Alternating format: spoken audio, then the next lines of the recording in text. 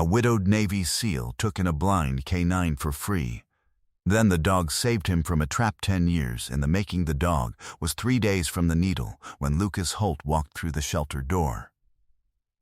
That was not why Lucas had come. He had come to drop off a bag of donated food that the VFW post in Kellerman had been collecting since September, and that nobody else had offered to drive the 20 miles. He had not come to adopt a dog.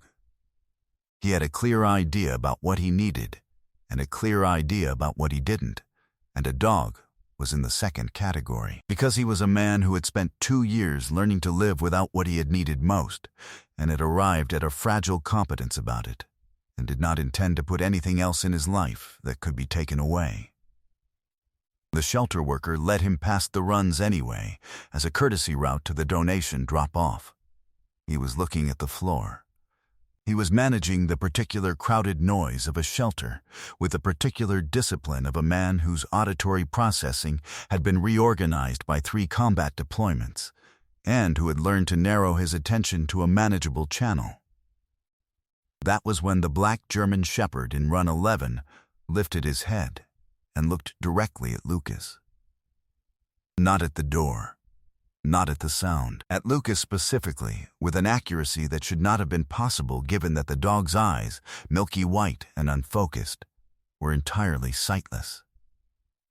Before we continue, tell us where you're watching from in the comments below. Stay with us until the very end. What this blind dog found, and what he saved this man from, is a story that restores something you didn't know you'd lost. We read every single comment, and we are grateful for each one of you. Lucas Holt was 42 years old and carried himself with the specific stillness of a man who has learned that the things most worth protecting are protected by patience, not by force. He was 6'2" and broad through the back, with dark hair that had been close cropped for 20 years and showed no particular interest in growing out now. His face was the kind of face that people described, after meeting him, as honest. Not handsome exactly, not severe, but honest in the way of a face that had been through enough that it no longer had anything to hide. His eyes were dark hazel, green shot in good light, and they had a quality that his wife had once described as gravitational, the kind of eyes that things fell toward when they were falling. He had been a senior chief petty officer with SEAL Team 3 for 14 years. 3 deployments to Afghanistan, Kandahar in 2007, the Kunar province in 2010, and a classified operation in 2013 that he had signed documents about and intended to honor. He had left the Navy not through discharge or retirement, but through grief.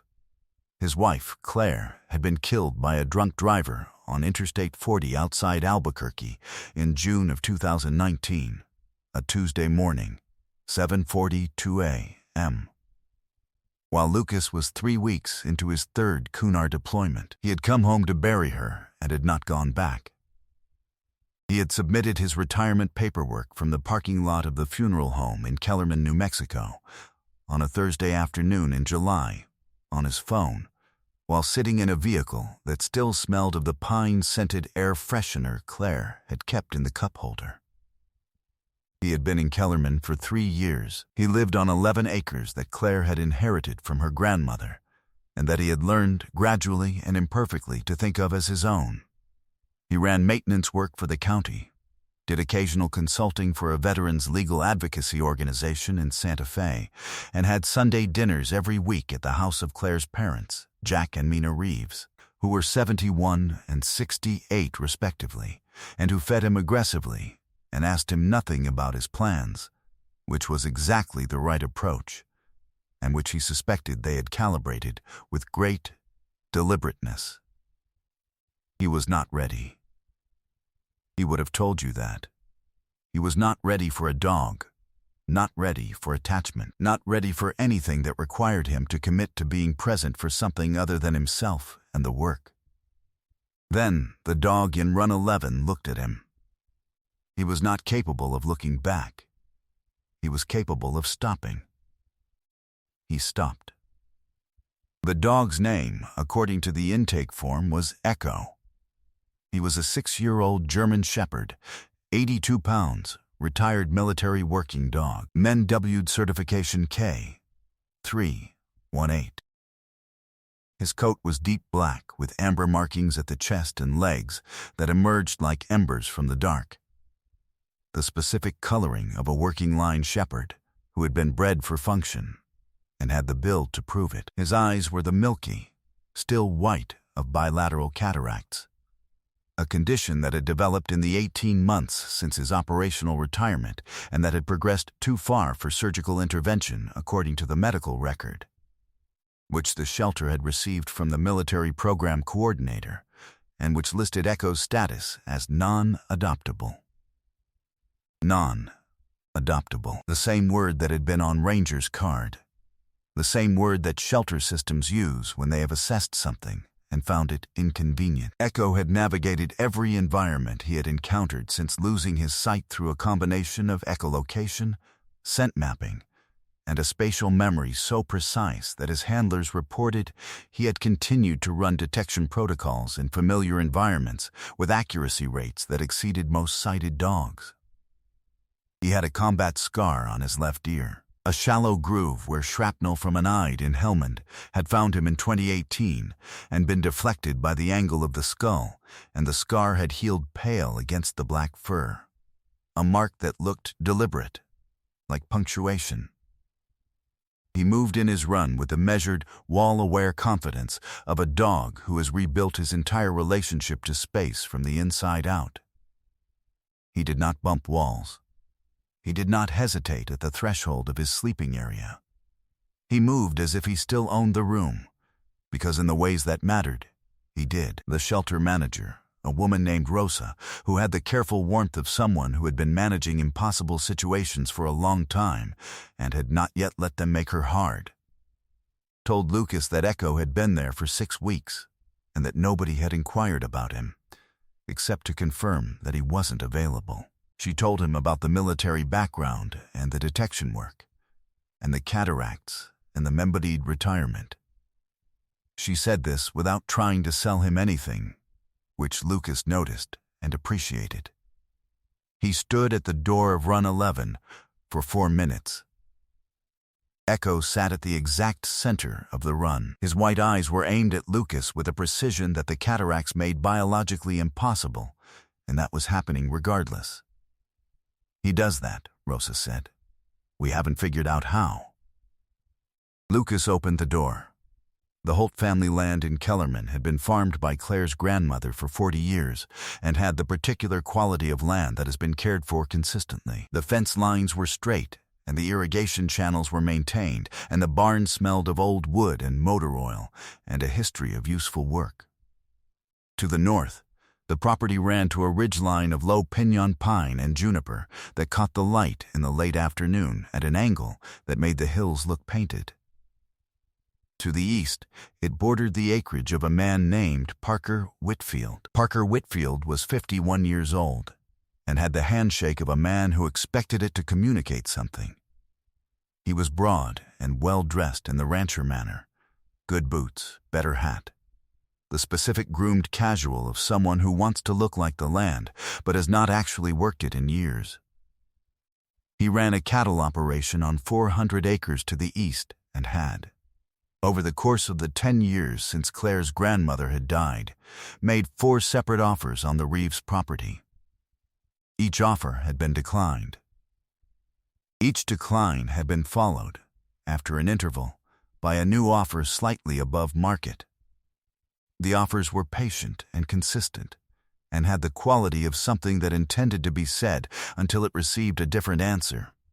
What Parker Whitfield had never disclosed to any member of the Reeves or Holt family was that there were a set of documents filed with the Kellerman County Clerk's office in 2013, 10 years ago, 7 months before Claire's grandmother had passed, that contained a deed of trust that, if valid, would give Whitfield's holding company a right of first refusal on the Reeves property, the legal mechanism for which had been arranged by a land attorney in Santa Fe named Derek Crane.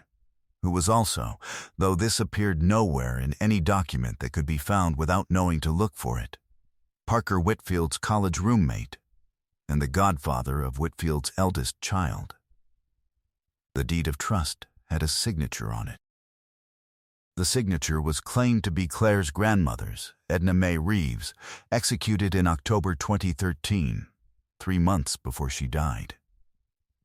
Edna Mae Reeves had been in a memory care facility in Las Cruces in October 2013, diagnosed with severe Alzheimer's disease, legally incompetent to execute any document of any kind. Nobody had examined the deed of trust. Nobody had had reason to. The document existed in the county clerk's records without challenge, waiting for the moment when it became useful. It became useful in November, 6 weeks after Lucas adopted Echo, when Parker Whitfield's attorney filed a formal claim asserting the right of first refusal against Lucas's property. The filing arrived on a Monday. Lucas read it on Tuesday. He was sitting at the kitchen table when Echo came and pressed his black head against Lucas's knee and held it there. Lucas spent Tuesday evening on the phone with the veteran's legal advocacy contact in Santa Fe, a woman named Bridget Aldana who handled property rights cases, and who listened to him describe the document and was quiet for 4 seconds before saying, "When was the grandmother's Alzheimer's diagnosis formally documented?" "September 2013, Lucas said. "And the document is dated October 2013. "Yes, I'm going to need you to get me the original medical records from the memory care facility," Bridget said, "and the signature pages from the deed of trust, not copies, originals, or certified true copies from the county clerk." A pause. "Lucas, if what you're telling me is accurate, this is document fraud against a person who is legally incapacitated. That is not a civil matter. That is a crime." Lucas said nothing for a moment. "What do I do tonight?" he said. "Nothing," Bridget said. "Go home. Feed your dog. I'll call you in the morning." He went home. He fed Echo. He sat on the porch in the November air, with the dog at his feet, and looked at the Pinyon Ridge to the north and thought about Claire's grandmother, who had planted the 2 cottonwood trees by the barn gate in 1978, and who had died in January 2014 in a facility in Las Cruces, and about what it meant that someone had used her name while she was past the ability to protect it. Echo put his chin on Lucas's boot. He did not have a plan yet. He had the patience of a man who had executed plans in Kandahar in the dark, and who understood that the planning was separate from the doing, and that the night before was not the time for either.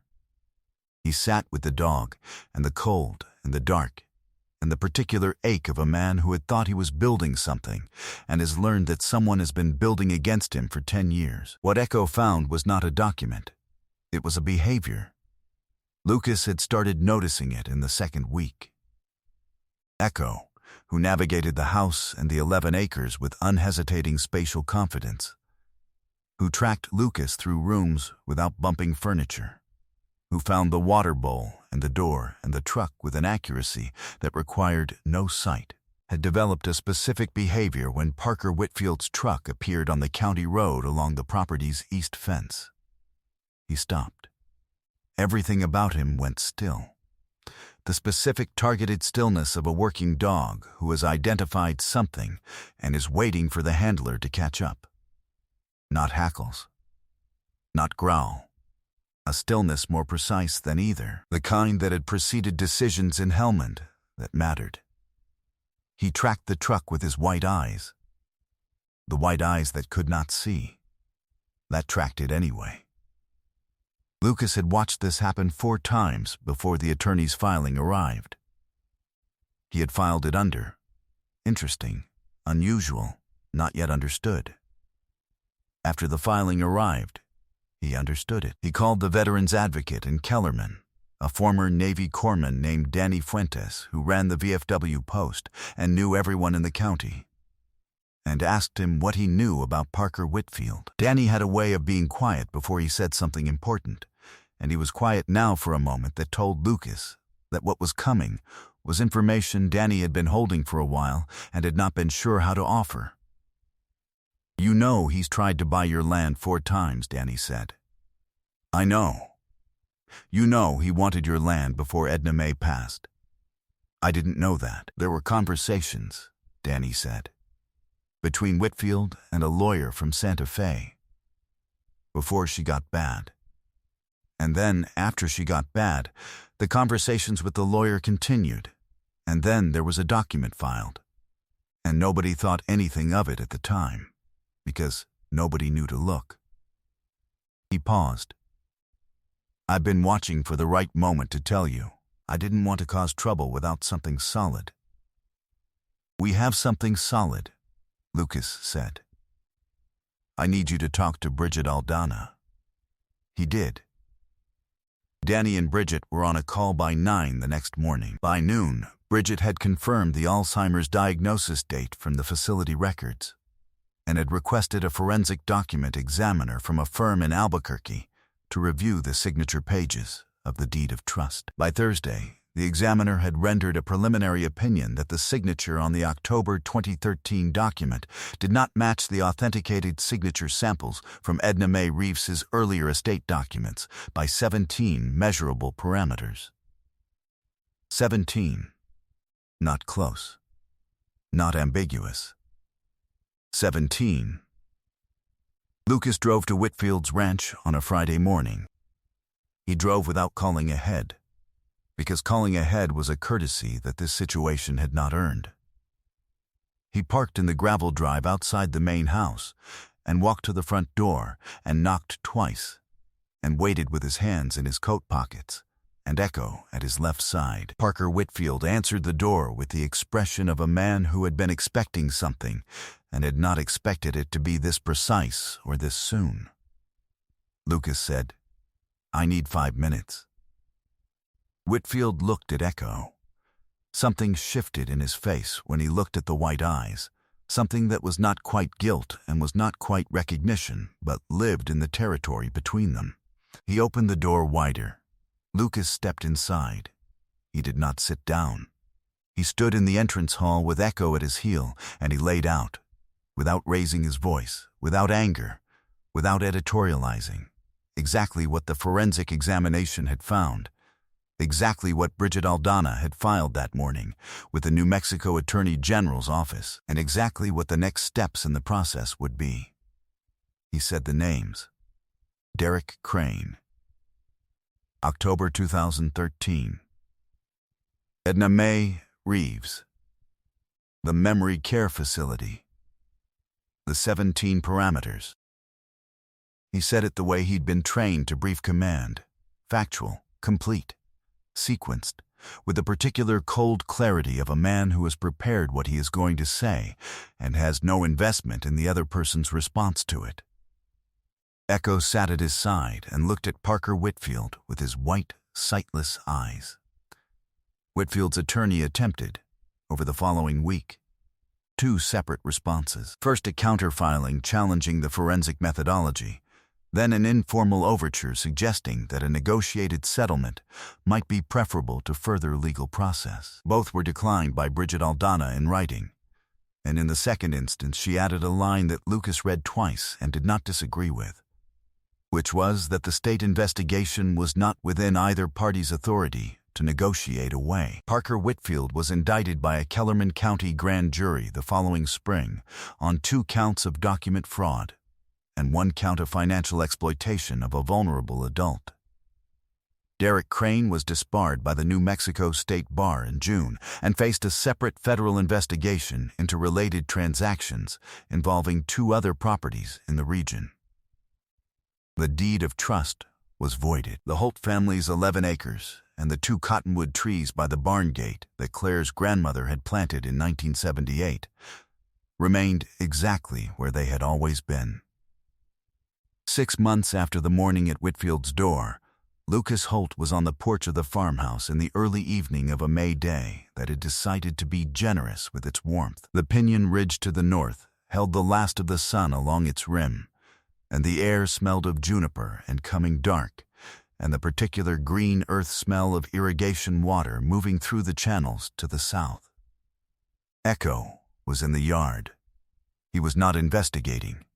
He was not working. He was doing what Lucas had come to think of as his free time, moving through the yard with the easy, proprietary confidence of a dog who has mapped every inch of the space and considers it his.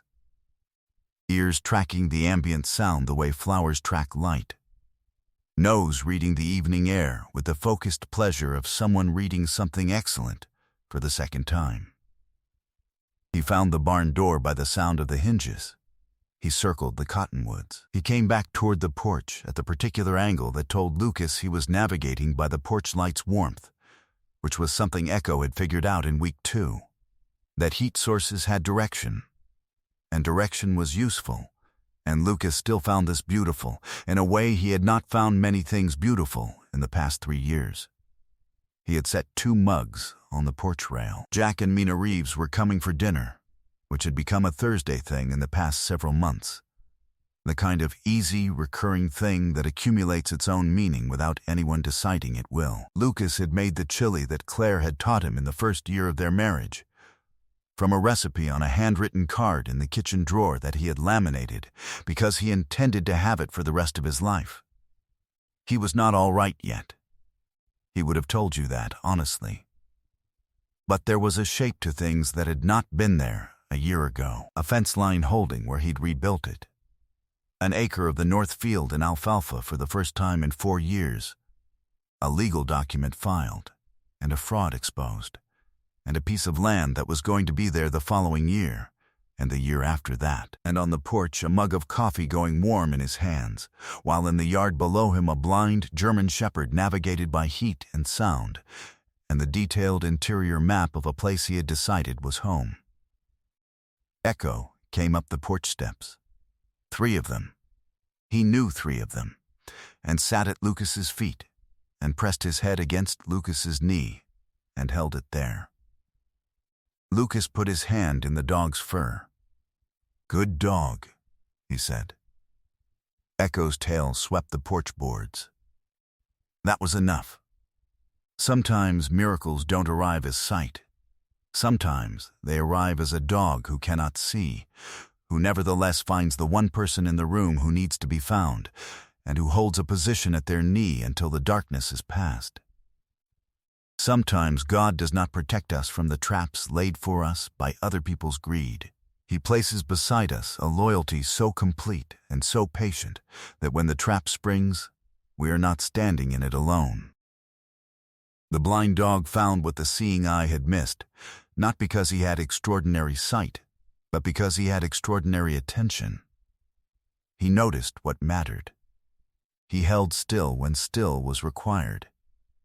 He pressed close in the dark and did not explain himself, because faithfulness does not require explanation. There are people in your life who are Parker Whitfields, quiet, patient, building something against you in the years when you are not looking. And there are people and animals who are echoes, who cannot tell you in words what they have noticed, but who hold a stillness that says, "Look here, look now, before it is too late." Pay attention to the ones who go still. They are rarely still without reason. If Lucas and Echo's story moved you, please share it with someone who needs to know that the right companion has a way of arriving exactly when we have stopped expecting one. Leave a comment and tell us where you're watching from. And tell us, have you ever been protected by something you couldn't fully explain? We want to hear your story. Your words may be someone else's encouragement today. If you believe in stories of courage, faithfulness, and the quiet grace of God, working through the most unexpected companions, please subscribe to the channel so you never miss the next one. May God bless you, protect your family, and remind you always that even in the dark, a faithful companion knows where you are.